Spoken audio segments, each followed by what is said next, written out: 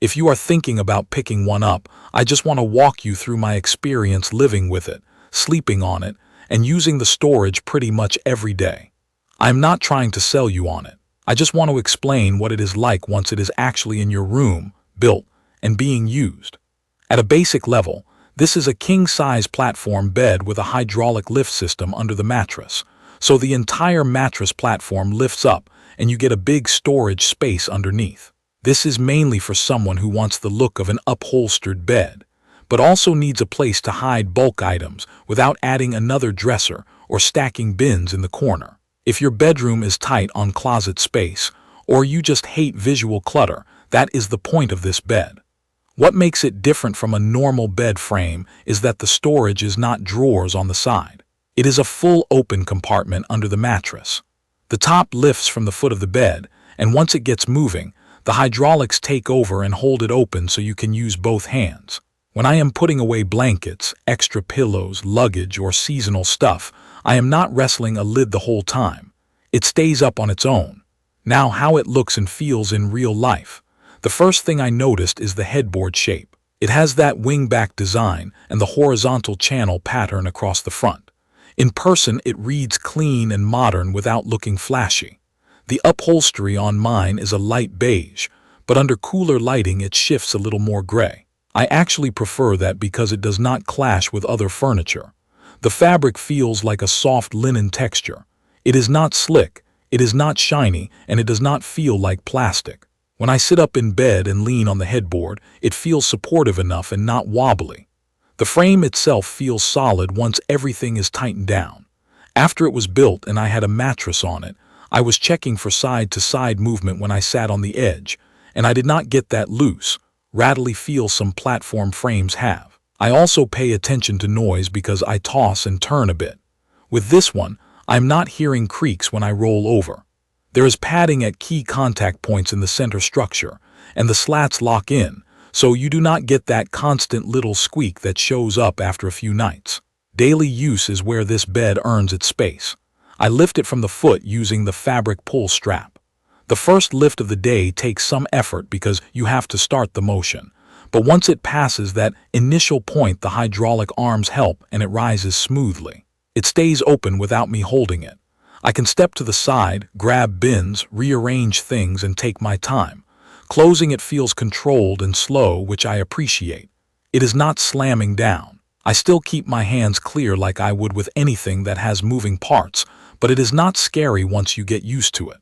The storage area is one big open cavity. There are no dividers. That is good for bulky stuff like suitcases and comforters, but it means smaller items can turn into a pile if you do not use organizers. In my case, I ended up using a couple of low storage bins, so things do not slide around. The clearance underneath is enough for most practical household things. I have been able to fit folded blankets, spare sheets, and a couple of medium bins without playing a stacking game. The mattress support is slats, so you do not need a box spring.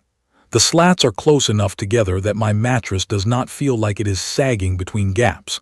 I sleep on a 12-inch hybrid mattress, and it sits flat and supported. The bed also has a small stopper detail behind the platform that helps keep the mattress from shifting when you lift it. That kind of detail matters, because if the mattress slides every time you open the storage, it becomes annoying fast. With this one, my mattress stays put. Setup is the part where I want you to have realistic expectations. This is not a quick build. The box is heavy, and I strongly recommend building it in the room where it will live. I built mine in a little over 3 hours. The parts were labeled and the packaging was actually neat, and I appreciated that the foam was wrapped so it did not crumble everywhere. The instructions are mostly picture-based. They are workable, but you have to slow down and match each diagram to what you are doing. If you are someone who prefers long written steps, you might get a little irritated. The hardest moment in the whole build was the hydraulic arms. Out of the box, they were stiff. The first time I tried to move them, I had that moment of doubt where I wondered if I did something wrong. What helped was using firm, controlled pressure and kind of pulsing the mechanism until it started moving the way it should. After that initial stiffness, it behaved more predictably. I also recommend leaving bolts slightly loose until the frame is squared up, then tightening everything at the end.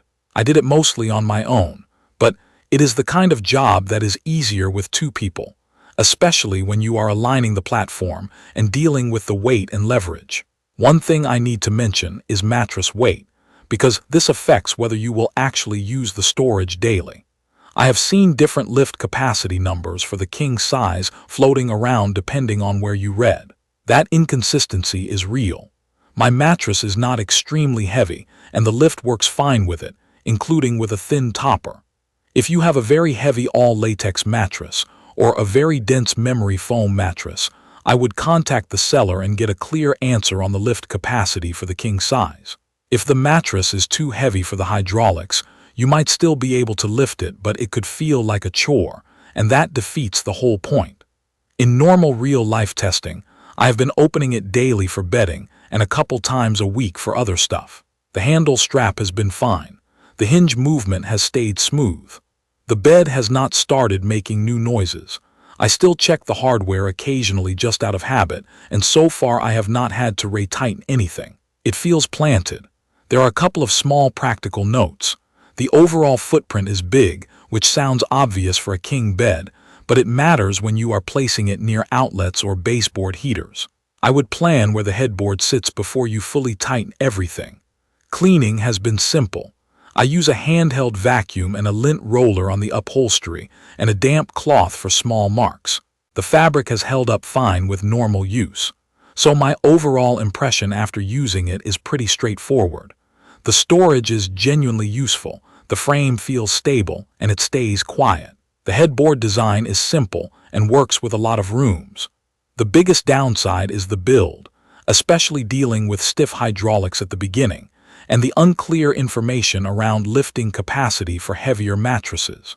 If you are okay with a longer setup and you want a clean-looking bed that also swallows a lot of clutter underneath, it has been doing what I needed it to do.